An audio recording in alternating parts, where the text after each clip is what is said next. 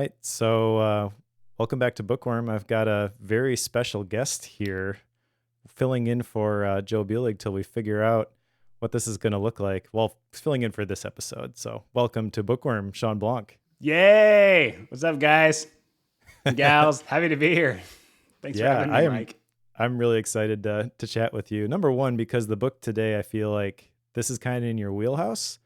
So I think that we'll have a real great conversation about this. But also, I know you are an avid reader. I've seen your bookshelves, and while I may disagree with the way that you organize your books on some of your bookshelves, I know you read a lot. So you're the first person I thought of when I was thinking about, who could I get to fill in here, and glad to have you on the show. Oh, awesome. Thanks. Yeah, I feel like, even just going through, I read the E-Myth years ago, but even as I was kind of going through it again in prep for today, I was like, oh my gosh, I have gone through this journey, like the hard, painful, slow way. And so like, I think even just the chance to kind of bring just some like personal story, into this book, talking about it, but also like just the hard experiences of being a technician and, but from the creative side instead of like from the baker side or from the plumber side, but as a, quote unquote, like an indie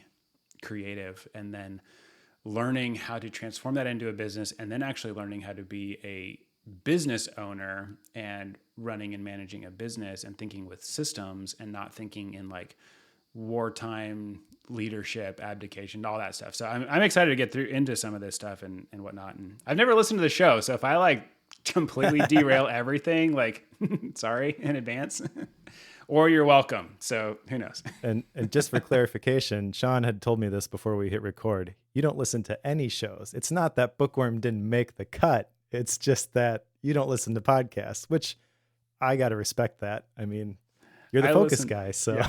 I did. Well, I don't have a commute, and I have like a 3-minute commute, and so all of my commuting time is either silence because it's my chance to think, or I'm on Marco Polo catching up with like friends. I'm now like a Marco Polo guy, so nice. I like podcasts, though. I should start my own podcast, but I'm not a podcast listener. You totally should. Bring back Shawn today. I'd subscribe. Yes. Oh my gosh. Old school. Yeah. So a little bit of context here. The reason I think that you were the obvious choice when we were thinking about E-Myth, which is all about business systems, is I have seen you go through this. And the reason I picked the book is I'm starting to go through it myself as an independent creator recently in the last several months. But I worked full time for you for a while, and I've kind of seen you go through this journey, and I respect the way that you did it. So I'm kind of curious your perspective on like the lessons that you learned, and maybe, having got some distance from this book, what are the things that you have gleaned from it, what maybe didn't line up with your expectations, stuff like that. But before we get into that, just a couple of quick things.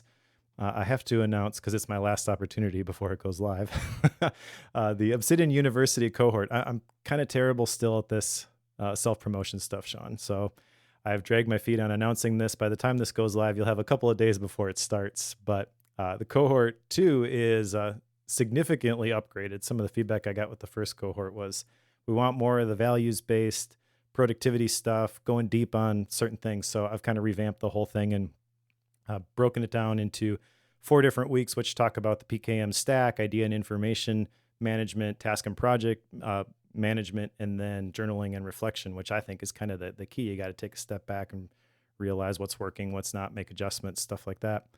So if you're interested in that at all, you can go to obsidianuniversity.com/cohort. I will have a special code in the show notes, probably Bookworm, but I haven't made it yet, which will get you $50 off. The price is raised this one, and but it also includes a year of access to the Obsidian University community, and then also an Obsidian 101 course that I'm putting together, which is basically like adjust these settings and do this so you can hit the ground running when you join the cohort. You can get access to that self-paced course immediately.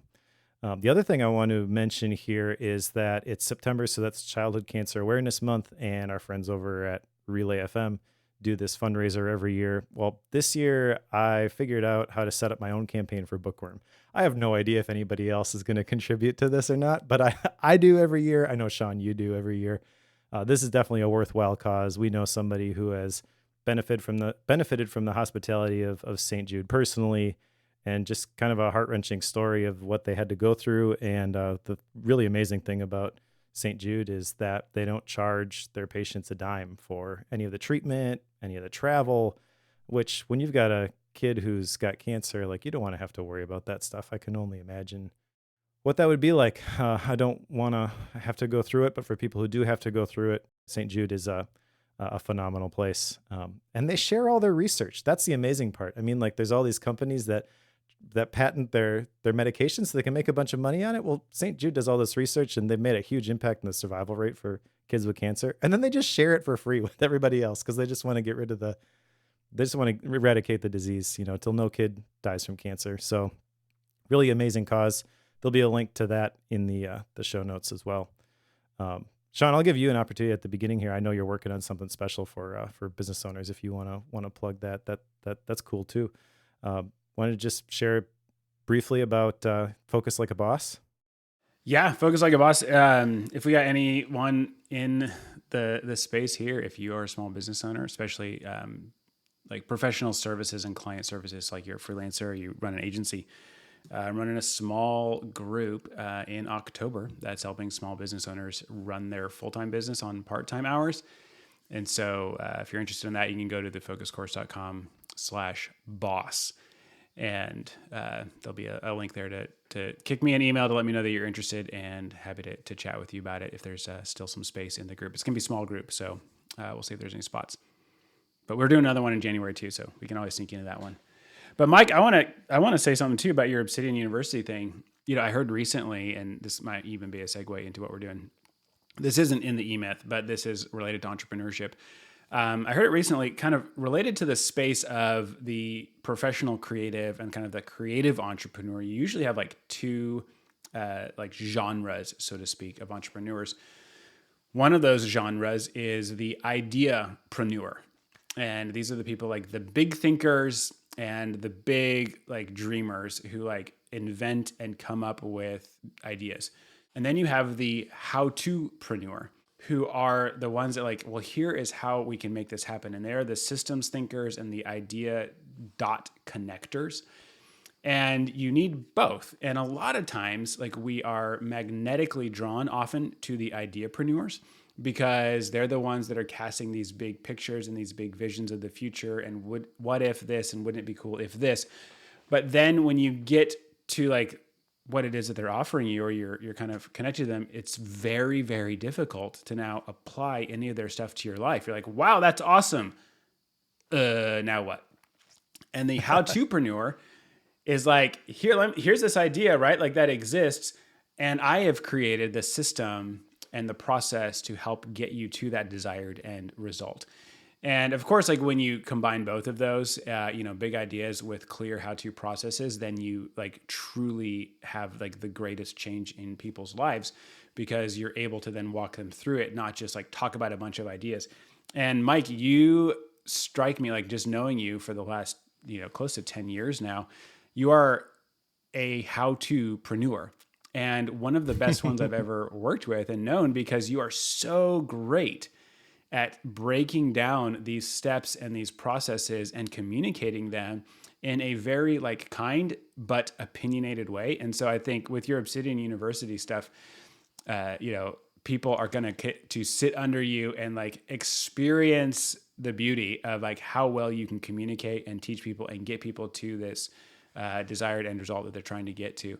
And I know for you, like, Obsidian is like a tool for getting to certain end results. And a lot of that is just like, here's the best way to do it. We're going to use Obsidian, but there's so much more that you're going to be able to unpack. So all that to say, like, folks who are going to be going through your stuff are in for a treat.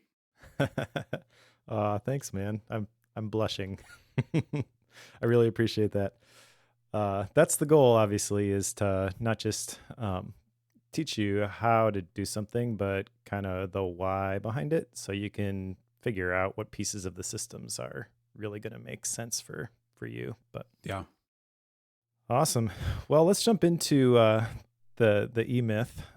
So this is a book. This was the last book I picked before Joe had to go on hiatus, unfortunately, and we're hoping that he can come back at some point. And in the meantime, I'm gonna try to find a few people who can step in and talk about books well. And I knew Shawn could do this. You had mentioned you had read this before. But this is by Michael Gerber, and I don't know when it was originally published. It's the E-Myth Revisited, so I assume there was an original E-Myth, although I didn't actually find it when I was looking online.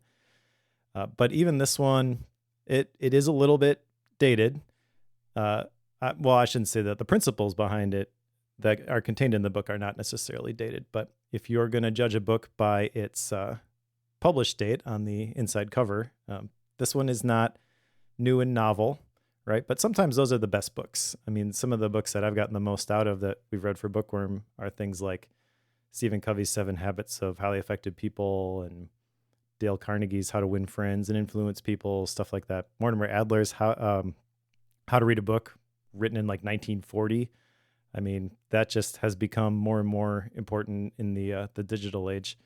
But E-Myth is all about business systems. So if you're not interested in a business type book, I guess you can you can turn this one off right now, because that's what we're going to be talking about the rest of the show here.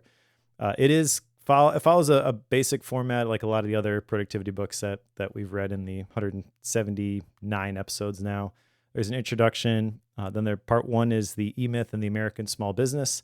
There's 6 chapters in there which kind of talk about business cycles. Part 2 is the Turnkey Revolution, a new view of business, which has 3 chapters, talks about kind of the franchise prototype. And then part 3 is the big one, building a small business that works. This has, chapters 10 through 19 here. And most of them are about the individual pieces of a specific system that Michael Gerber talks about. And this is the part that I'm really anxious to get into, because he talks about kind of like the key areas of a business, the org chart, and the areas that you got to have people in the right seats, right, in your different organization. And how do you do that when you've got a small company and you don't have a person for each of those 7 different departments or whatever, right? So really excited to talk about your experience there. But let's, before we jump into the book here, Shawn, I'll just ask, the first time you picked this up, if you could go back 4 years ago or whenever you first came across this book, what intrigued you about it, and kind of like what were you expecting to get out of it, if you can remember? Yeah. Well, okay. So I'll show you here because we're on a video call too, but I have a little pink sticky note in the front of my book. I do this for all the books that I buy. And I put in there why I bought the book, or like who I heard from it or whatever. And so in here, it says, recommended to me by my friend Bob during a lunch at a certain restaurant here in Kansas City that doesn't exist anymore, Room 39, on June 2016. So this book was recommended to me on June 2016. So I bought it. Or then I said, later recommended it to my cousin when I was at a wedding for our other cousin.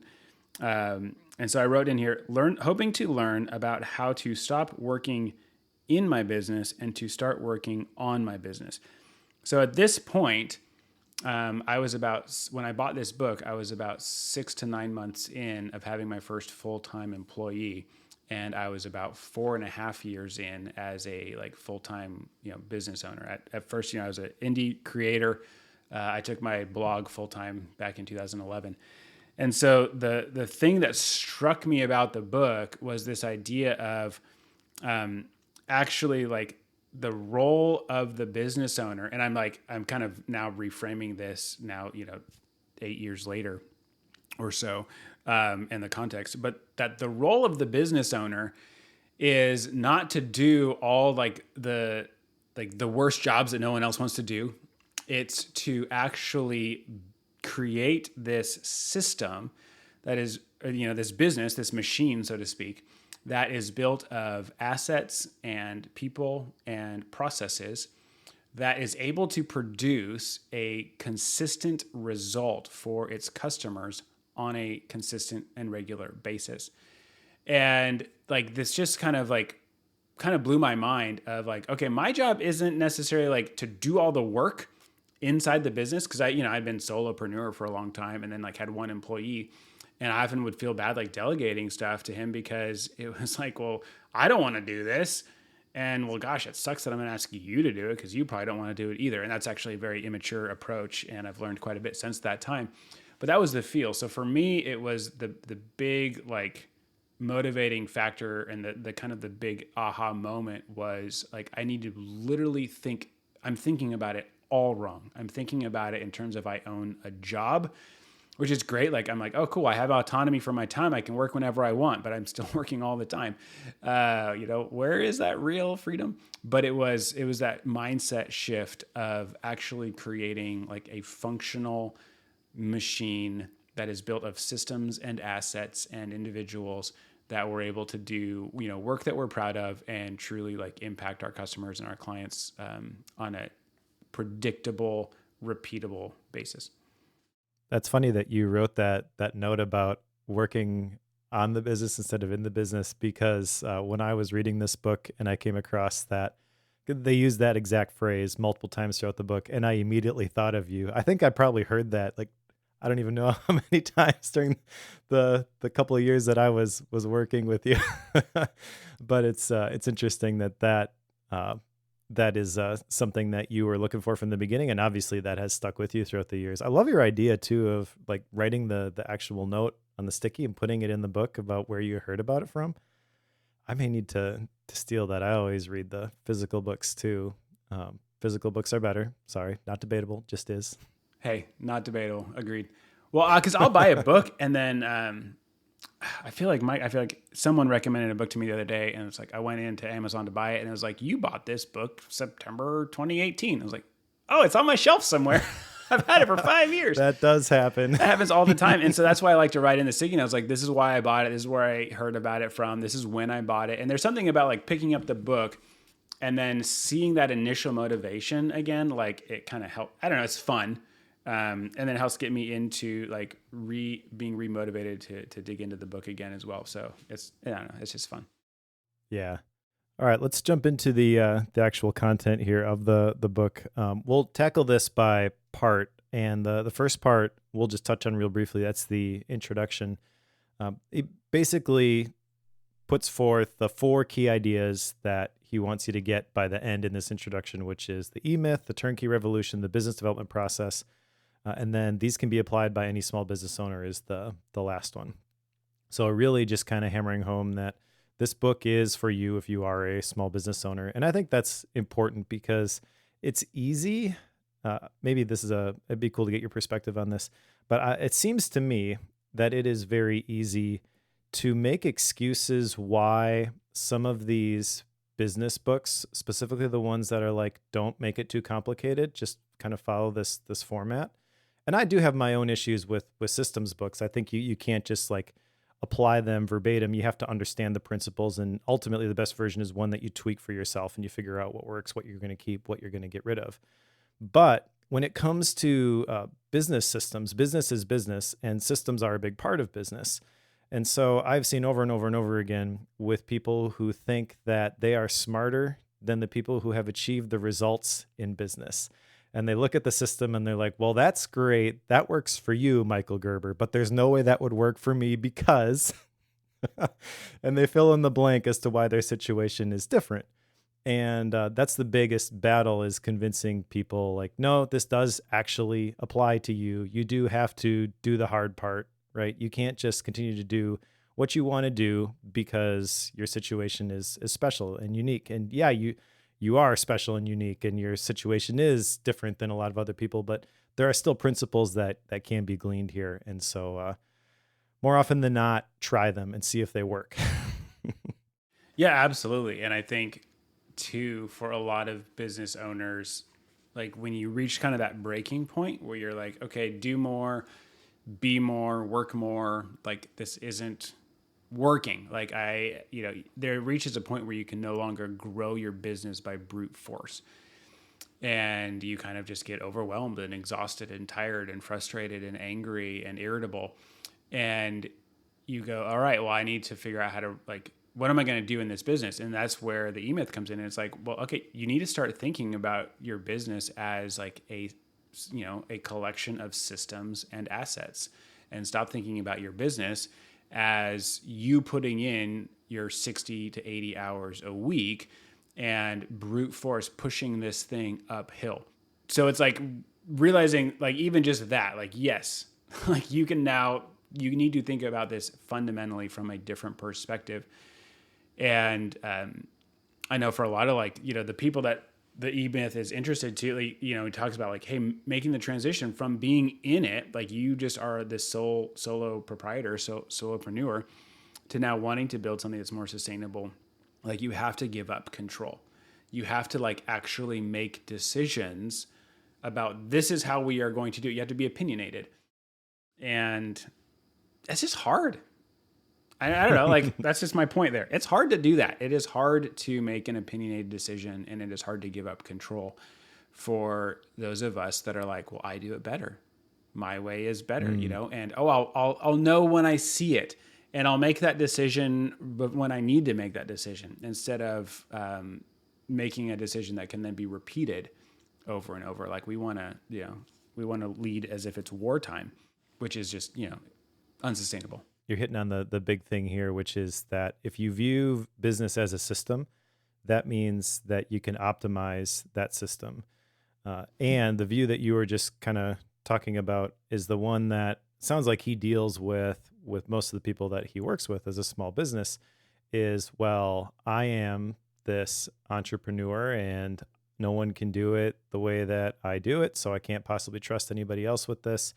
And if you just naturally extrapolate that as your business grows, what that means is that there is more and more and more work for you to do. And pretty soon you're working 50, 60, 70, 80 hours a week, and it's not sustainable. So you have to get to the point where, okay, this business as a turnkey, he uses the analogy of like a franchise, which at first, like, I don't like that because I don't like franchises. I want something that is unique and local and bespoke, right? But his point is, with the franchise, you have to have a model that works regardless of the people that are working it. And you can apply that principle to a small business, even if you're not trying to create separate franchises. And what that does is it frees you up because you know that things are going to get done in a consistent way. But ultimately, at the beginning here, if you want to stop working the ridiculous hours, if you want to enjoy working in your business again, ultimately, if your business is to change, you have to change. And there's a whole hour-and-a-half conversation just on that. Like, I've heard it said this way: the characteristics of the kingdom emanate from the character of the king.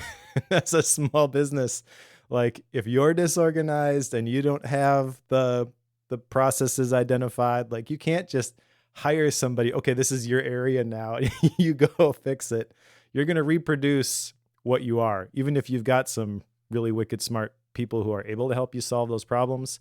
Ultimately, change begins at the top, which can be hard to hear sometimes. Like, whoa, you mean like I'm the problem? Yeah, you are. But ultimately, that's good news, because it also means that you're the solution.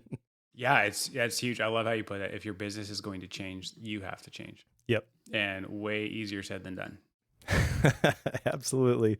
And I think too, the challenge there is, at least I know in my experience, is it's not a fast change.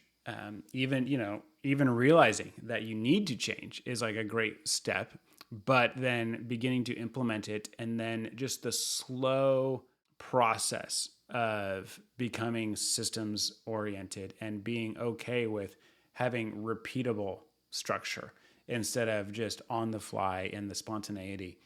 And that stuff, it's very, very difficult. Being okay to delegate. Like, these are all muscles that you have to build and you have to answer. And it requires, as we're going to get into in part 3, but it requires clarity. And you got to get clear on like what you want to do and where you're going. And I know he talks about this right at the end. Maybe I'm getting ahead, Mike. Mike, slap me if I'm like screwing up your podcast here. I know you've got like a flow. That's all right. You have like a fancy like mind map. I have like my 15-year-old copy of this book with like dog-eared pages and highlights. And I'm like, where's the thing? Okay. So chapter 6, I'm probably screwing your whole thing up. Sorry, but we're going with it. it goes this. It goes, a mature business knows how it got to be where it is and what it must do to get where it wants. And so he talks about like, this is the entrepreneurial perspective of like, you have clarity about what got you here and what will get you where you're going. And so he's like, you can have a mature entrepreneurial perspective even when you're going through the early stages of business adolescence and business growth, business development, right? Like you can still be like an early stage, you're not quite sure what you're doing, but yet a mature entrepreneur with this perspective around, entrepreneurial maturity. But that is like the hardest thing to do. Like that right there, a mature business knows how it got to be where it is and what it must do to get where it wants to go. Like there is clarity, like where do you want to go? So many business owners have no idea. They're like, well, I want more. More what? More customers, more time, more money. Like, okay, like we need a little bit more clarity than that. Like just, I want more money. I want more time. I want to be more comfortable. I want to be more successful. Like you've got to be clear. Like where are you actually going? And what are you going to do? What is required to get you there? That is like the hardest job of the business owner. And no one else can answer that question. Your team cannot answer that question for you. Your friends cannot answer that question for you. Your customers, like you have to decide. Like that is the hardest job. And so like even just coming at this of like when you just realize you want to make the shift and like I want to work on my business, well then it's like, oh crap. I have to make a decision about where we're going and I have to make a decision about how we're going to get there. Very, very difficult to do. Yeah, I can tell that part really resonates with you. How could you tell? Let me back up just a little bit because you're talking about the end of the section here in part one, which is ultimately the moment of clarity that everyone needs to get to, right? But he talks about at the beginning, the E-myth itself is the belief that most small businesses are started by entrepreneurs. And I think he would say that actually they're started by technicians. You had mentioned this a little bit earlier. A technician is basically the person who likes to do the work. They don't like thinking big picture. They just, well, this is the job that needs to be done and I'm going to be doing this. So Michael Gerber describes what he calls an entrepreneurial seizure, which is this moment when you're like, I'm going to be an entrepreneur, right? And you go and you start this business, but then immediately the technician goes and starts doing the work. And a technician following an entrepreneurial seizure follows a pattern, he says: exhilaration, terror, exhaustion, and despair. Right? Does that resonate? Yep. And then he talks about how the real battle is balancing this entrepreneur, the manager, and the technician, and figuring out who's working on what when and putting right people in their places. And when you do that, your business goes through these different phases: infancy, adolescence, and then hopefully eventually maturity. But that let's go back to that technician following the entrepreneurial seizure. I'm kind of curious, Shawn, what was the moment of your entrepreneurial seizure, and did you follow that pattern? Oh my gosh. I think I've probably had a dozen entrepreneurial seizures over the years. So for those that aren't familiar, so I started my business in 2011 after my wife and I actually had a miscarriage, and I was a blogger. I was blogging part-time on the side, just kind of writing about Mac stuff and whatnot. And then realizing we were going to be parents and then losing the baby kind of like gave me some perspective that like my current job at the time, I was a director of marketing for a large nonprofit. I was like, I want to make a transition in my career and I'd like to have more flexibility of my time and be able to work from home. So I started, working from home as an indie creator, and I was just blogging full time and I had some folks that supported me, and I had that podcast we were talking about, Shawn Today was a podcast and whatnot. And then over time, like as I had all these ideas of like, ooh, here's a new project I want to start, and here's a new project I want to start. Suddenly, like I had expanded out and I had more going on that I could keep up with on a regular basis. And so I needed like some help. And so I hired like Stephen Hackett, actually, who's, co-founder with Relay, was the first person that I ever gave money to help me like work on the blog and on the business, so to speak, just kind of part-time. So that was probably my first entrepreneurial seizure, was like, I need help. Can I give someone some money and can they do something that I'm doing?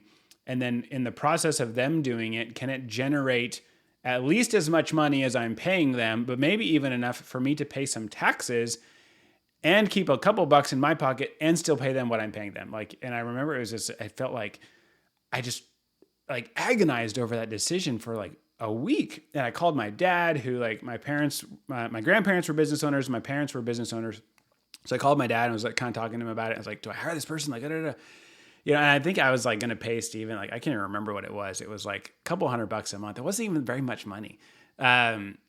But I just was like, so like, oh my gosh, this huge risk. And then like, lo and behold, like he was brilliant, of course, and was able to take over a bunch of stuff that I was doing and made not only enough money for himself, but made enough money for the business and for the owner of the business, i.e. me, to make a little bit. So that was probably my first entrepreneurial seizure. And then I've had a dozen since then of continuing to like hire people and find new projects and stuff like that. So. Well, that is one of the things that I jotted down as an action item from this first section in chapter 6, was learning to ask what is the opportunity. And I feel like that's probably linked to the entrepreneurial seizure, is when you can see the opportunity, it's exciting. It's exciting to the entrepreneur anyways, maybe not the technician or the manager. I guess let's go back to those three. Of those three roles, which one do you feel like you most easily operate in? I'm probably more easily the technician or the manager, but I'm learning to think like the entrepreneur, and I do enjoy it, I have to admit. I'm probably right there with you. I definitely, I'm very comfortable with risk and like the new ideas and trying new things. So I definitely have like a strong entrepreneurial chip of like wanting to start stuff and figure it out and like go for it. And I don't like to, I enjoy the autonomy. But then within my business, I am perpetually kind of coming back to like the default of like being the technician or being the manager, where I'm frequently like either telling people what to do as opposed to just going, hey, here's the outcome, And so like, it's been a huge muscle for me to work to be able to delegate to my team and say, here's the outcomes that you're in charge of, and here are the resources at your disposal. And here's what I'm expecting of you. All right, now go do it. And then the technician, of course, like I'm very good at holding on to control and going, oh, I'm the best at this. No one does this better than me. I'll just do it. Oh, I'll just do that. Oh, I'll just do that. And it's very easy to slip into that, as opposed to trying to focus on the actual systems and the things that will keep me out of the day-to-day. It's very easy to absorb the day-to-day for sure. Yeah, I've got another follow-up question here around the entrepreneurial perspective, because I feel like this is very nuanced. This is again from chapter 6. I have heard it said before that like when you are building a business, you need to figure out what are the jobs to be done. And that term jobs to be done, like you can unpack that. And I don't think it's quite what Michael Gerber is equating here, but he says that you shouldn't think about what work has to be done. And I think he would say it's because that anchors you in maybe some low leverage tasks. Well, this is just what we've always done, so someone needs to do this. And he says instead you should be thinking entrepreneurial perspective is how must the business work? Do you have any examples of shifting your mindset that way? Yeah, I have a fantastic example. So I worked a couple of years ago. I hired a business coach to kind of help me like figure out literally exactly that, Mike. Like, what are the jobs to be done inside the business? And so what we did was we kind of went through, and he helped me just look at what is it like? What is our business model, and what are we doing that generates customers? What are we doing that attracts new leads or new prospects? What are we doing to deliver our product to our customers? What are the things that have to be done? And then like, I remember him saying like, okay, you're not allowed to list any of the people that work for you. You're not allowed to list any of their names. We're not allowed to talk about what they're currently doing. You have to pretend that they don't exist right now. And what they're responsible for is they're not responsible for that turn all that off. And then he's like, what we just talked about here, your business model and how your marketing engine and your the delivery engine for your product delivery, all this stuff. Now, what are the jobs that are required for this to run and to happen? And so we kind of like worked through. It's like, okay, somebody has to be in charge of the community that's all this. Someone has to be in charge of new product development. Someone has to be in charge of the marketing.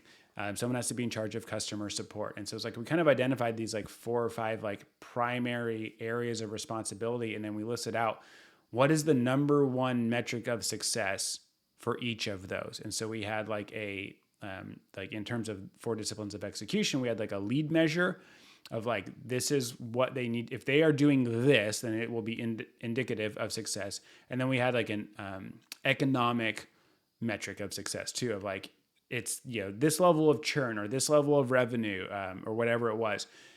So like there was an economic driver as well.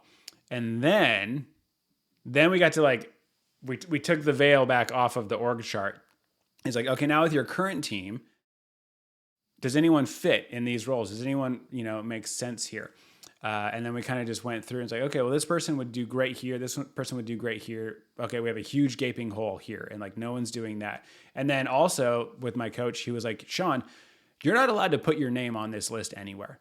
You have to have someone else's name for all of these. So then it became very clear, like where some of the big gaping holes were in terms of like the org chart for stuff that I was doing that we needed to find ways to delegate or to remove or, things like that. So that was kind of like my big, aha moment related to the jobs to be done in that regard. I love that. And the nuance there, because you mentioned some examples of like the community and things like that. It's not that you were personally attached to the community. It was because it was a part of the economic engine of the business. It was important. It wasn't just something that had inertia. Like we send out, we do this thing, we publish this post, every Friday. And so I guess I better just find somebody to do that. But really it's figuring out what are the high leverage activities that drive the business forward and then putting people in the right positions so that they can do that work and they can do it successfully. Am I like completely derailing your show? No, I love this.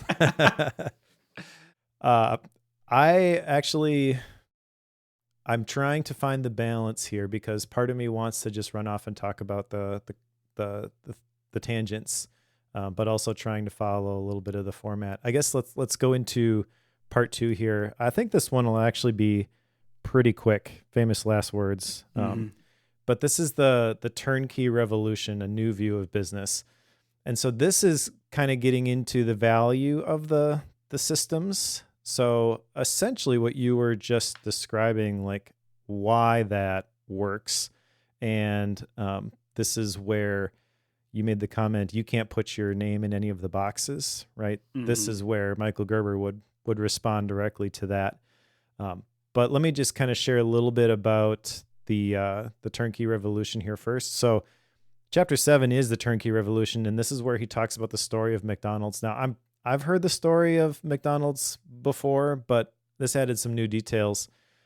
Essentially, it was a hamburger stand that was owned by 2 brothers, Mac and Jim McDonald, M-A-C, right? And then Ray Kroc, famously the milkshake salesman, goes to see them at their hamburger stand in San Bernardino, California. He's impressed by the operational efficiency and that anyone can make a good hamburger, even high schoolers. Those are Michael Gerber's words, not mine, so I'll get mad at him. And then he convinces the brothers to let him franchise their method. 12 years later, he's bought them out, and it's a $40 billion per year business. Now, I know the story of McDonald's is going to be polarizing for people because there are people who are like, well, I don't want a McDonald's business. Right. I don't want to make cheap hamburgers. I want to be on the high end of that. I want to make quality things. And really what he's talking about here is it doesn't matter the price point. Really, when he's talking about a franchise, it's the predictability of the customer experience. And then in chapter 8, he kind of talks about the University of Hamburgology. That's where they talk about the specifics. Like French fries aren't in the warming bin more than 7 minutes. All the patties are turned at the same time. The pickles are placed by hand, so they're not going to slide out. And this part reminded me of, I've heard some stories of like the training that goes on at Disney resorts and theme parks, like to make sure that the customer experiences exactly the way that they want it to be, right? That's the big takeaway here is you are a successful business when you can identify a customer's perceived needs and wants, their desires, and then meet them in a very specific and systematic way so that it doesn't deviate from their expectations. Is that a fair summary? Yeah, absolutely. Right. So the big challenge then is like, how do you do that? I don't know. You have any examples of things that you have done in order to guarantee that experience in your businesses? Because I remember back in the day, one of the first products I bought from you was a book called The Light is in the Details. Very much in line with what he's talking about in this section. Yeah, I think so. I think even just like that perspective, right? Like, so like you're saying, some people don't want to own a bunch of McDonald's franchises, right? I know there are, and there's different motivating factors for entrepreneurship and business development. Like, it's like some of us, it's like, yeah, like I want to own a bunch of McDonald's because I want to just make a lot of money.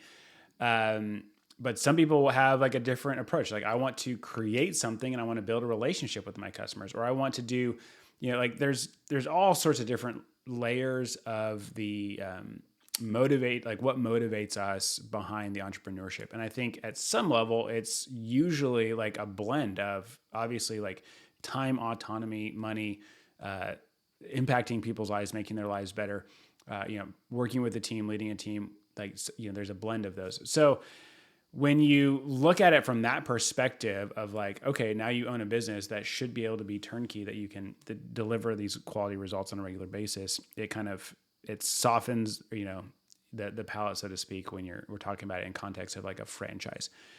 So for me, I think the most recent, I would say probably the best example is with one of our core flagship programs. It's called the Focus Academy. And it's this 4-week program that takes people through to build their ideal weekly schedule and to establish their life mission. And this is something that, like, for a long time, I was teaching it personally. And so it was me and the team and like the 3 or 4 of us. It was like all hands on deck for this 4-week program where we'd have hundreds of people come through at a time. Well, not hundreds, but we'd have like usually about 125 people would come through at a time. And like taking them through this process to help them just, reset their schedule and kind of get all their stuff together. And I would lead a class on Mondays. I would teach another program on Tuesdays. We would have these small group get-togethers on Wednesday and Thursday. We'd do group Q&A on Friday. It was like very time consuming. And we did several of these in a row. And it was just like, this is untenable for me and even for the team. And so we're like, how can we still get results for people, but in a more sustainable, systematic, repeatable way? And in fact, how can we even do that so that their experience and their results are even better? How we not only improve on the process for them, but also do it in a more scalable, sustainable way. So what we did was we took all the training that I was doing live and we pre-recorded it. And that allowed it to go from a 90 minutes worth of training down to like 40, because it was way more like just concise and I wasn't rambly. And then the videos were much more polished. And so it was easier to follow along and the slides were better. And there was that dynamic. And then we were able to create like certain, processes for like at these stages in the program, like these are the questions that we're asking. And so then my team had like this manual, like a facilitator's guide, so to speak. So they were able to then take people through. And then what we found is that then by my team doing some of the Q&A, they were able to give their unique perspective because I had already told my stories in the training videos. And so then when people ask me a question, I like have the same answer on repeat. So they're just getting the same thing they already heard. But by having my team answer the question, they're able to get a unique new perspective. So it elevated like the overall experience in that way, because now they're getting a different answer that resonated for people in a different way. So they're hearing two unique approaches to something, not just my same, thing over and over. So that was one of the ways that we took something that, I thought was so unique and so special and had to be done this laborious way and involved me, able to completely systematize it and delegate the entire thing. And so like earlier this year, when we had our last training, I wasn't involved at all. My team led the whole thing without me. I was there at the beginning to welcome everybody, and I was there at the end for the graduation to like high five and congratulate, but I didn't host any of the calls. I didn't do any of the Q&A or any of the training. And the results that we heard from people and the feedback was just as good as any of the other times that we had done it. That's awesome. And it kind of hits at something that he talks about in this section, that the true product of a business is the business itself, right? The experience that you're able to deliver, even if it's detached from your personality, which if you have a personality driven content business, that can be a little bit hard sometimes. It's like, well, obviously people are joining because they want to be with me live. No, not necessarily. They're there because you can deliver a solution to a problem that they're facing. Yeah. And I mean, the live sessions aren't necessarily good or bad either. I mean, it's really just how can you meet the needs in the best way possible. There's some nuance there, but also he talks about how your business is not your life, right? And it's cool to hear you talk about that, because it feels like that model or that experience that you just described, where you're able to systematize this in a way that's actually better for some of the people going through it, because they're able to get the multiple perspectives and things like that. The business is now set up to support the lifestyle, because he talks about how your primary purpose of your business, primary purpose of your life is not to serve your business, but the primary purpose of your business is to serve your life. That's huge. Mike, you should say that again. Yeah, the primary purpose of your life is not to serve your business, but the primary purpose of your business is to serve your life. And on the surface, that kind of sounds like, well, yeah, work-life balance. I get that, but it's not quite that simple. It's huge. And I think that I know for me, this was a huge mindset shift. And I've talked about this before. Yeah, I think with you guys, even on a recent podcast that we did for Focused on your show, of like the difficulty as the business owner to delegate tasks to my team, and this feeling that like, well, I don't want to do this certain task. And so if I delegate it to my team, well, that stinks. And so there's kind of like this old OG work ethic in my mind that's like, well, I'm never going to do something that I never ask anyone on my team to do something that I'm not willing to do. And so that translates into the business owner does everything, and then everyone else on their team that works for them like has it easy and like isn't doing anything. And that doesn't honor your team, and it doesn't honor you. And like this perspective of like, oh yeah, the point of this business is to support and serve my life. And like just even shifting to like, this business, it's not a thing. It's not a person. It's not a baby, right? Like it's an organization. And the whole point of this, that this exists, is to better the lives of my team, to better the lives of all the customers that we interact with, to better the lives of all the vendors that we deal with and that we have relationships with, and to better the lives of the owners of the business. And like realizing that is so like just empowering. And I remember like I was talking to some friends of mine about just some, challenging decisions that I was facing and a few things like that. And they're like, well, you're the owner. What do you want? What do you want to do? Like what, this is your thing, that's your money. You're spending on that. What do you want to do about it? And just the like, oh yeah, this is here for me. Like this is here for me. This is here for my team to like serve us and to make our lives better. That's such I don't know. For me, that was a huge revelation that I still like, it's still a hardship sometimes to feel like, I don't know, like I want to be noble by being a martyr on my business. And I was like, that's stupid. That's not noble. That's stupid. That's what that is. Yeah.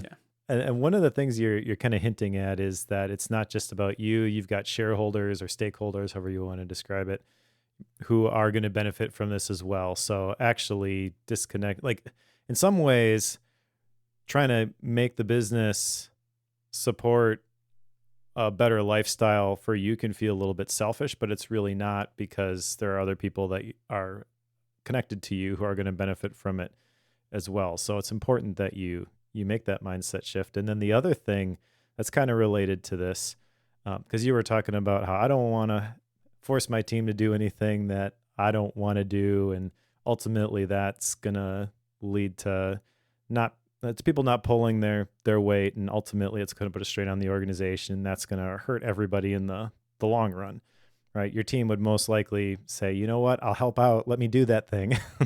But there's another version of that, I think, which he kind of talks a little bit in this book about too, which is the delegation by abdication. So you could go all the way the other way and be like, I am the owner and I am not going to do this anymore. Now you go figure it out. That's not a great way to do it either. Yeah, like oh my gosh, yeah. Derek Sivers talks about that as well. Probably my all-time favorite business book ever is Anything You Want by Derek Sivers. It's a good one. And he talks about that too. He's like, if you delegate by abdicating, he's like, you'll end up with mutiny, because then they'll end up just figuring something out, and they'll figure it out without you, and then they'll realize they don't want you. And that's actually kind of partly what happened with him and CD Baby in the early days. And he ended up moving like to California. He's like, I'll just code the next version of the website, and you guys just kind of run everything else. Yeah. So it is the hard work. And that's part of where I think coming back to that, just the point of like the hard work of the business owner is to provide clarity to their team. So it's not just like, hey, I'm going to delegate this to you, I want you to do it. But then it's also, I'm going to make sure you're able to do this. I'm going to give you the resources, and I'm going to give you the support that you need to get this figured out. But then there also comes a point where it's like, okay, you know what? You've had enough support. You've got enough resources. Now you've been able to figure it out to this point, and you can take it from here, or maybe you can even take it to the next level from here beyond what I could do. Like I've given you to the point to now where you're able to do that. But that's in a healthy, nurturing mentorship position, not abdicating. So a lot of work in that regard to provide the clarity, to provide the help. So. Yeah, absolutely. And that kind of gets into part 3. So let's go there. Well, it's like, I think it's this, right? So, sorry, I really, there's a lot in chapter 9 here, which is the very end of part 2 that like really stuck out to me. But it's this, like, how do I get my business to work, but without me? And then he goes, how can I get my people to work, but without my constant interference? And I think so often, like there's, again, like just coming back to that mindset of like, I don't want to do anything that I wouldn't ask them to do anything that I want to do. Like it really is your job to get your people to be able to work without you. And there is like, I know for me that has been such a mindset obstacle. And the harder that I hold on to that mindset, and the more difficult it is for me, like to let go of it, like those are all like the points where it's like, yeah, we're not growing because of that. We're not growing because of that. And when you begin to realize that by delegating to your team and getting out of their way, like in a healthy way, that is the path toward growth. And that is the path toward scale for things that can be done on repeat without you, for serving your customers and getting the best for them. And it really does honor your team. And it dignifies them as being capable of doing good work and not being treated like little children.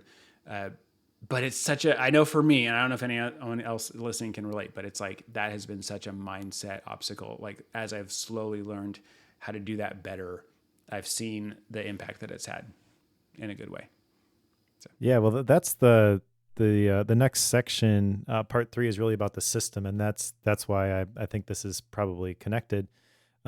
Is that in order for you to be able to hand this off to your team, you have to have thought through this whole business development process, is how Michael Gerber packages this. But honestly, this is going to be an interesting part of the conversation, because I've read lots of books in my integrator role that talk about business systems like this.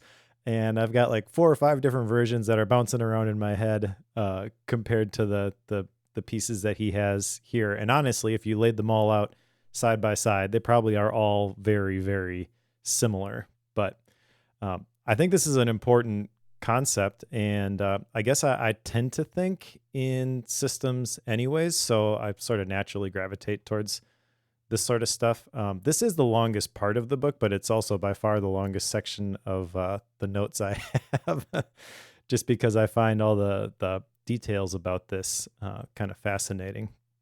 So maybe let's jump into the business development process here. Now, he's got a couple chapters at the beginning, your business development process, which is really about how your business development process has 3 phases: innovation, quantification, orchestration.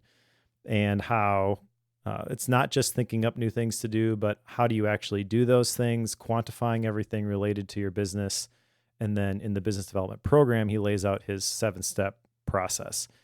Before we get into the specifics of the process, though, I'm kind of curious, this innovate, quantify, orchestrate piece. This is kind of what you were talking about. One of the things he mentions is that you should quantify everything related to your business. I'm not sure I agree with that as it's written. I'm curious what your perspective would be. I know that for us, I mean, we're a small team. If we tried to quantify everything in the business, we would just be drowning in data and drowning in reports. So everybody on my team has one specific metric that they are responsible for. Like they own, you could put it like they own a number. So one person who's in charge of our membership, their metric, their number, their quantifiable thing they're in charge of is membership churn. Our like growth person is in charge of our return on ad spend. I'm in charge of overall membership growth. Like that's my, as director of marketing right now, as well as the boss, like that's what I'm in charge of. It's like we all have a very specific, this is the number that we can quantify that you're in charge of. And then with those, each person has a clear number they own. And then there's usually like 2 numbers or 3 maybe quantifiably that you use to support and get the data from and help you make decisions for your big metric that you own. But it's like past like one clear metric that you own, and then the 2 or 3 supporting like numbers and data points to help you make decisions around improving what you're responsible for. After that, it's like, man, that now we're just getting lost in the weeds and it's just too much. So we only quantify a few things that matter the most, and then the few things that support help us to actually make decisions to grow what we're focusing on. Yeah, I 100% agree with that approach. I knew you would. I don't know. Yeah, I don't know what the point is where you have enough resources to actually quantify everything and where that could be useful. I mean, I worked with you in a small team. I worked with a bigger team as an integrator where literally this was my job, was to make sure that all the trains are running on time, and is the company growing? Are we going to be profitable? All that kind of stuff. And so I've kind of experienced firsthand the problems with trying to quantify everything. And in my opinion, more data points, what they do is they give you more opportunities to tell stories that aren't true, because the human part of you is going to look for reasons why what you're doing is working or not working. But I think most people their confirmation bias will kick in, and they want to show how smart they were when they decided they were going to do this thing. And so they'll find a data point and says, oh, well, actually, the critical number, the key number is going down, but there's some positive signs over here with this other stuff. So that can get in your way, and it can stunt your business's growth.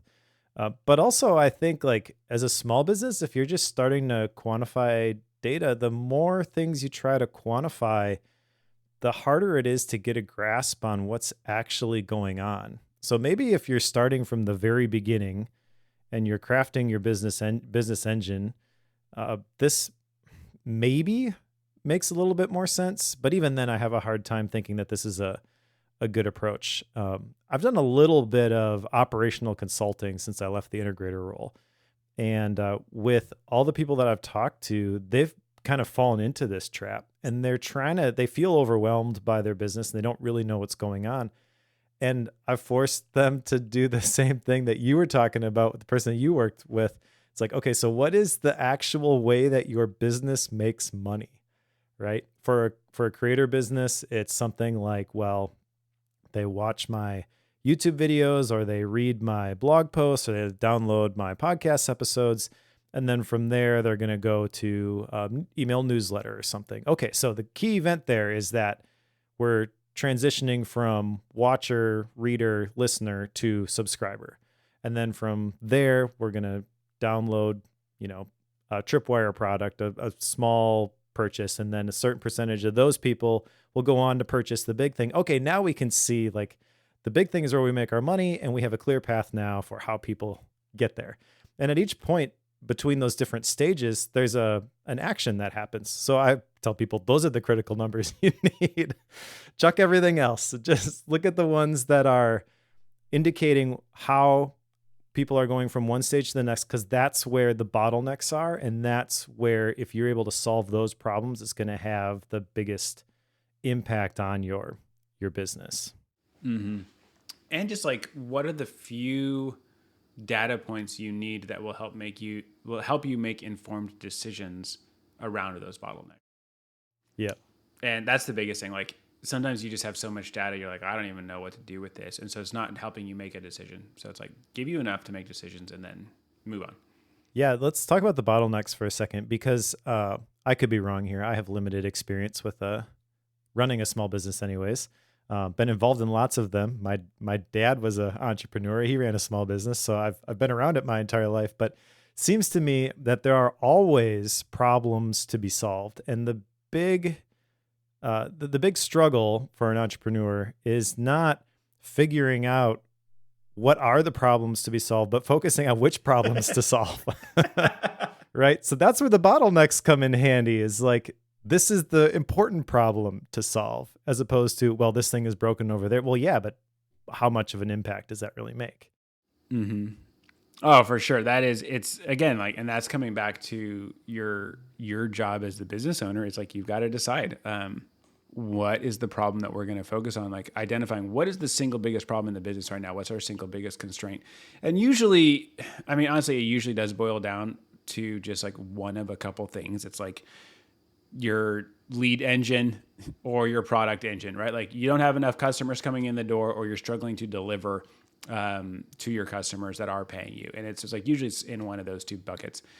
And so basically, like, okay, well, what's the biggest bottleneck for these? And then what are we going to do to solve it? And a lot of it is just like, okay, what about this? Here's a guess. I'm going to hypothesize here, and then let's see what happens. And if that doesn't work, okay, let's try this other thing. And okay, is that working? All right, well, then let's keep doing that on repeat.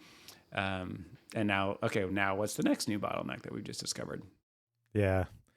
Let's talk about the org chart for a second here, because the one that he shares, I've seen lots of different versions of these, but at the top are the shareholders, and primarily that would be the CEO.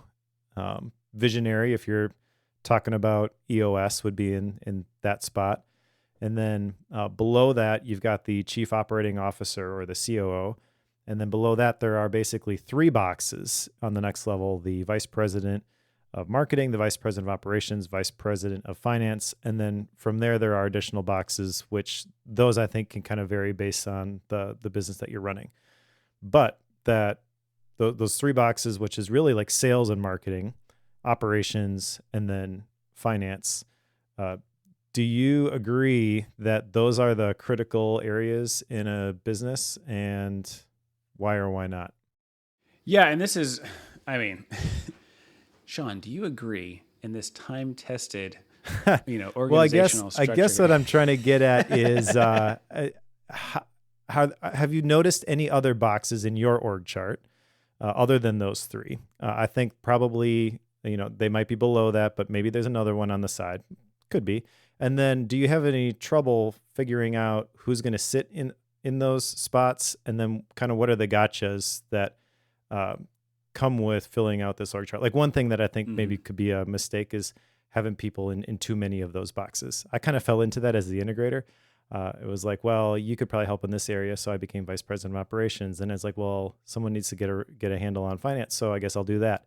And now I'm filling too many boxes, and I'm spread too thin, and things break down. So, yeah. So for sure, I think in small business, that is one of the big challenges is reaching a point where it's like, you have enough scale to be able to use this, but like, there's usually like a middle ground where it's like, I'm big enough to not be able to wear all these hats without it destroying me, but I'm not so big that I can now outsource these hats. And so there is like that really difficult ground. And for a lot of businesses, right around like that $750,000 mark, where it's like, oh my gosh, we're big enough that we need help. So anyways, so when you're like wearing all these hats, so the three different main roles: finance, operations, marketing. I know in the creator business, there is another one, which is product development, and there is, or product delivery. And You could like put that under operations, you could put it under marketing, but I wouldn't. Like, I know like if you went over to Apple, you know, like they're not developing the iPhone. The marketing guys are not the ones developing the iPhone, and the operational guys are not the ones developing the iPhone. There is a product, chief design officer role that is, developing and designing their product suite. So a lot of times, I know EOS talks about this, a lot of times that actually is just the CEO, the visionary CEO guy. They're the ones out there building the products, creating the next version of the future for the business. And then they're handing it down to their COO and going, okay, here is this thing that I've made. Now go like systematize its delivery and market it and sell it. Here you go. So sometimes that's what is happening. But if in that context, it's like, okay, well then the CEO needs to be recognized as like vice president of product development as well as being CEO. And so like having that obviousness of like, not only are you the owner, okay, like you're helping set the vision and the direction for the business and telling us where we're going and being clear. You're also, because you're kind of like the visionary and you're coming up with the products, you sit in two seats. And when you're over here in product as, vice president of product development, well, that seat on the org chart is actually underneath the COO. Yeah. That's the hard part. That was the biggest struggle for me because the CEO, who technically is above me, right, is also the vice president of sales and marketing, which is below me. And so there were so many times like, okay, so as the CEO speaking to the vice president of sales and marketing, your numbers aren't where they need to be. Exactly. That is very, very that's a very precocious spot to be in a small business like that, and it takes a very healthy, mature team to be able to relate to each other in different contexts like that. It's like, okay, with my CEO hat on, here's the vision direction that we're going. Now with my VP of sales hat on, what's my budget for, marketing or whatever. And that can be very difficult to navigate for sure. Yeah. I'll back up just a bit here to talk about the pieces of the business development process here, but I don't really care to talk about the whole process here because I don't think it's packaged real neatly. So he talks about how you need to have a primary aim, the story you want told about your life, essentially. And then from there, you've got your strategic objective, and that is not a business strategy and plan. It's a list of standards that you want to maintain. Then you've got your organizational strategy, which is really kind of the org chart that we were talking about. Your management strategy, which this is like the operations manuals and the checklists, things like that. Your people strategy. And if I were to summarize this, it's kind of like your culture. And there's an interesting point in this chapter where he talks about a business is like a dojo, a place where you can practice being as good as you can be. I'd like to come back to that in a second because I know you are a black belt, I believe. But the other two pieces here are the marketing strategy and then the systems strategy, which I agree, those are important pieces, but again, not packaged super, super well, I feel like, in this system. So let's just nitpick a couple things here and before we wrap up. Let's talk about the dojo. So how is your business like a dojo, or is this completely off the wall? I think this is a great perspective. And it kind of comes back to that mindset, right? Of like, oh, I feel bad delegating work that I don't want to do, right? And I know you've got some highlights here as well, where it's like, there is no such thing as undesirable work. Only people who see certain kinds of work as undesirable. And that's a big one. I remember the first time I experienced this, and sorry if I'm stealing your thunder here, Mike. But I remember the first time I experienced this for myself with the team. We were hosting a live event in Atlanta, and we were taking a group of people through our material. And like I had my office manager who like planned the whole trip, booked the venue, ran the budget, booked our flights, had our rental cars, ordered all the material, had it shipped to the venue, like did all the she's doing all the back end behind the scenes stuff. I have Isaac, who was working with us as, helping with all the product, kind of like a project manager at that time. This is several years ago. And he was like in charge of kind of helping like MC the thing. and lead some of the Q&A. And then like he was also in charge of like all the technical stuff, like setting up the slides and the sound system, and all of that stuff and the audio visual equipment. And then my job was to like teach the workshop. So we all fly in and like they drop me off at the hotel. I order room service. I'm going over my notes while they're running around the city, like gathering all the stuff for the snacks and the print material and like setting up the venue, doing all the chairs, whatever. The next morning, like they go there early to make sure everything's good to go. I sleep in, I do a workout, I eat like a healthy breakfast. They come and pick me up. I get there like 30 minutes early. I deliver, but then I'm on stage all day long teaching the workshop. And then when it's done, I get to leave and go home and they have to clean up.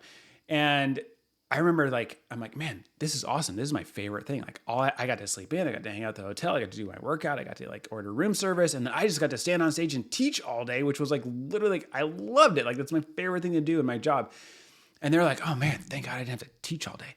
All I had to do was, Isaac's like, man, I got to sit in the back and like, hit play on the sound when we did the pause for like everyone going through some of the questions in the workbook. And Jana was like, man, I'm so glad all I had to do was like plan the thing and like book the venue. But then once we got there, I just got to hang out and like have fun and like, make sure everything was running smoothly. And so like everyone got to do exactly what they wanted to do. And I remember for all three of us during our debrief after that event, it was just like this like mind-blowing experience of like, oh yeah, there is no such thing as undesirable work, only certain tasks that are undesirable to certain people. So. Yeah, that's a really cool example. I'm glad that you shared that. That's kind of the gold standard or the pinnacle that he's kind of talking about, like all this stuff coming together. When you've got the right people in the right seats, there is a lot of synergy there as people are able to focus on their strengths. I'm kind of curious. He does talk about in the marketing system section that you have to get everybody to think this way. Actually, it might be related to like the sales piece, but essentially every function of the business needs to learn to ask these marketing and sales questions. Do you agree? And if so, how have you seen that play out in your small business? Ask me that question in a different way. Sure. So in chapter 17, the marketing system, he talks about how most small business owners suffer from willful disinformation. They don't care to find things out, right? So the goal is to find things out, the important piece of information.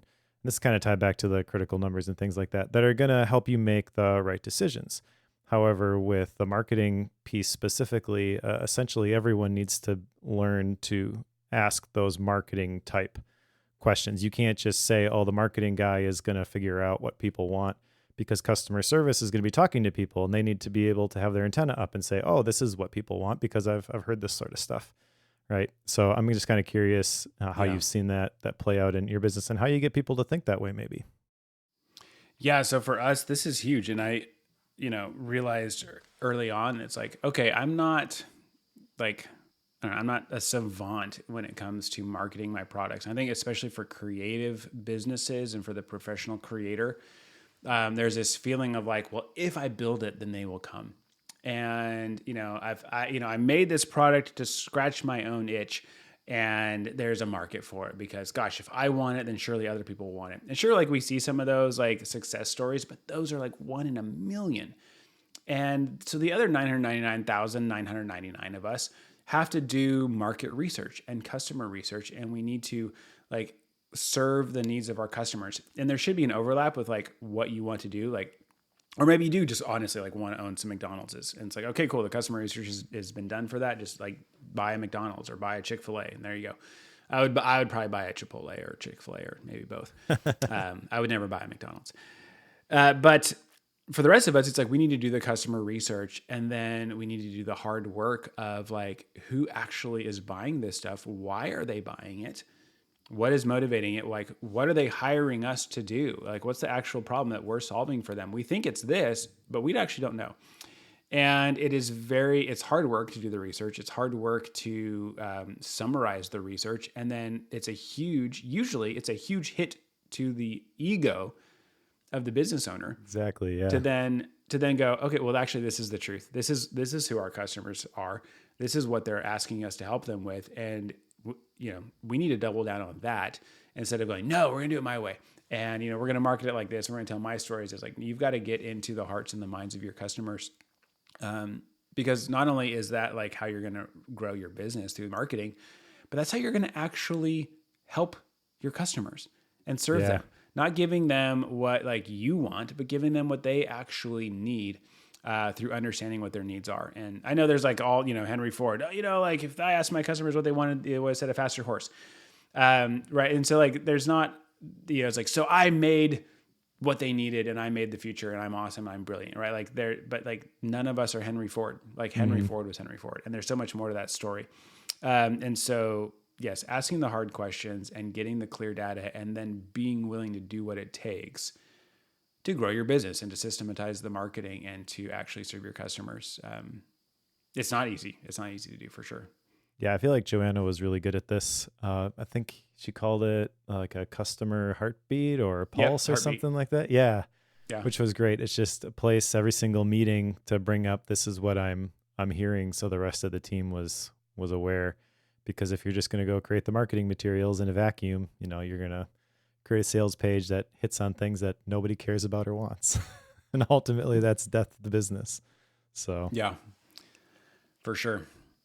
Cool. Well, let's start to wrap up here. Normally we've got action items and style and rating. I'll share a couple of my action items. If you have any action items that came up during the course of the conversation, feel free to share those as well. But I got two specific things that I want to do from reading this book. Number one, going back to chapter 6, is to learn to ask, what is the opportunity? Just the stage that I'm in. I've looked at some of the data, and basically what kind of drove me towards Obsidian University was everything Obsidian related that I created or talked about did like 10x the other stuff when I was talking about, well, creativity or productivity, things like that. And that just doesn't mean that that's bigger than productivity or creativity, but it means that those are the people who are following me. Like that's what they want to hear about. Right. So that's what I kind of lead into. But if I just follow that forever without stopping to think about what are the opportunities that are available to me, I could build something that ultimately nobody wants. So constantly looking around and asking where I'm at currently, what are the opportunities, and not assuming that the opportunities that were there before are necessarily the opportunities now. And then related to that, going into my transition into full-time creator, I just kind of fell into it. Like I've been doing the podcast and stuff on the side. So there's a bunch of people who've kind of been following me, and I had some people on my newsletter list, but there was no direction with it. There was no, this is what you're going to get from Mike Schmitz when you sign up for his newsletter. Right. So who is my customer? I have no idea. I just show up and talk about stuff. So I need to figure that out too, with the going back to like the strategic objective and figuring out, who am I able to help? And I feel like I'm making some progress on that, but still got some more work to do. Yeah, that's huge. It's hard to do that stuff, Mike. Like, good job. You're asking the hard questions. Thank you. I think, something about this too is just in my experience over the years of business ownership, it's like these things are cyclical. And, like you were saying earlier, it's not like, oh, what is the problem that needs to be solved? It's like, well, of the 20 that are in front of us, we're going to focus on this one right now. Mm-hmm. And then you'll solve that problem. And then 18 months later, 2-3 years later, that problem's back again, but at a new level. And so just with more at stake. And so you're coming back and constantly revisiting these challenges, these issues, the people systems, the marketing systems, et cetera. And so I'm even kind of looking here, we didn't get into the chapter 18 here, the systems strategy. But one of the points in here is like, you need a system for selling. You need to be able to grow and market your business on repeat, that, quote unquote, the top of funnel stuff, to overcome awareness, and to get in front of people and to attract your ideal customers, and also to then like repel the wrong customers. And, like if you are trying to attract everybody, you're going to attract nobody. And so just for us over the years, as I've been in the online creative space since 2011, like things have just changed drastically over the years with SEO, with blogs, RSS, newsletters, social media, all of this stuff.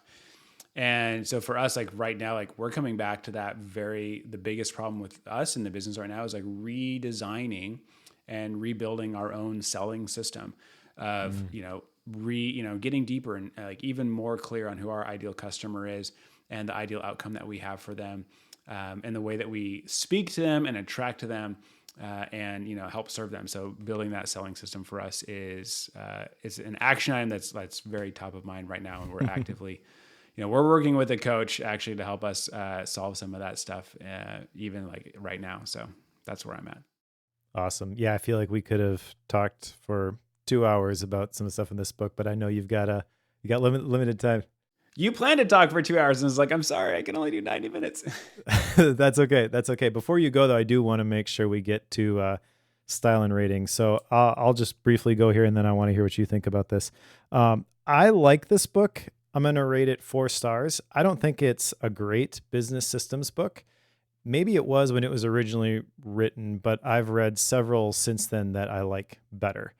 And can you guess the one that I would recommend to people instead? Because I brought it up when I worked for you. Scaling Up. Yeah, exactly.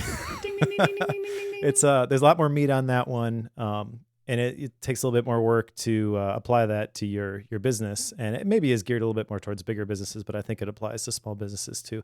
I've gone through that with a bunch of companies, and every single time we go through the worksheets that are in there, like the 7 strata and the strategy section, essentially, there's so much clarity that comes from that format. So I really do think that is more practical, more actionable. And then if you just want the conceptual stuff, there's another one which is kind of like a mashup of this and Traction, which is like the EOS stuff. It's called the Pinnacle Business Systems or something along those lines. Basically, Pinnacle is like a brand of business development coach that kind of picks and chooses from the different systems based on your individual needs in your small business. And I worked with a Pinnacle coach at the last job, and I do like their approach. And the book is actually pretty well written, and it's easy to grok, and lots of stuff in there that I feel like is actionable. But there's some really good stuff in here. Really helped me kind of ask some important questions and wrestle through some things. So I will rate it 4 stars. How about you? I'm also going to go 4 stars. What I really love about this book, 2 things. One, it's very simply written. So it's written in like, 5th, 6th grader language. It's easy to read and understand.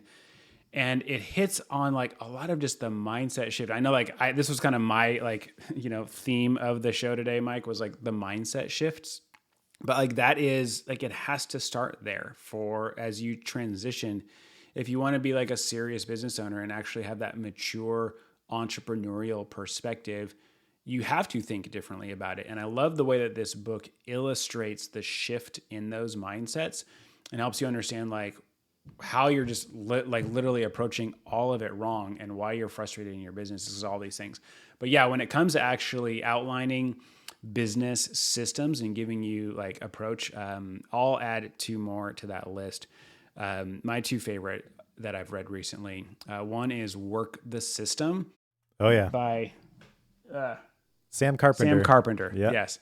I keep looking behind me because it's on the bookshelf there. And then Free Time by Jenny Blake is a phenomenal book. Free Time is one of the best books I've read in the last year. She is, Jenny's become a good friend, and she is a phenomenal writer. Her, like, in a sea of like drab, sterile business writing, Jenny writes with like buoyancy and joy and delight that is just so refreshing in that space. And her book is just a beautiful, beautiful book about systems thinking, specifically towards the entrepreneur. So I recommend those books as well. But Awesome. Sometimes you got to be in the right headspace to read those books. You do. And E-Myth can get you E-Myth will get you hungry to build your business systems, and then you go read some other books on how to actually do it. Or it will completely turn you off to the genre because it's not right for you. Yeah. Awesome. Well, thanks so much for being on here today, Shawn. This has been a great conversation. Where can people go to connect with you and learn more about what you're doing? Yeah. If you like any stuff around business, go to thefocuscourse.com/boss and sign up over there for email. I send them an email, and then you'll find out about our group program training that we're doing to help full-time business owners run their business on part-time hours, thanks to systems and clarity. Awesome.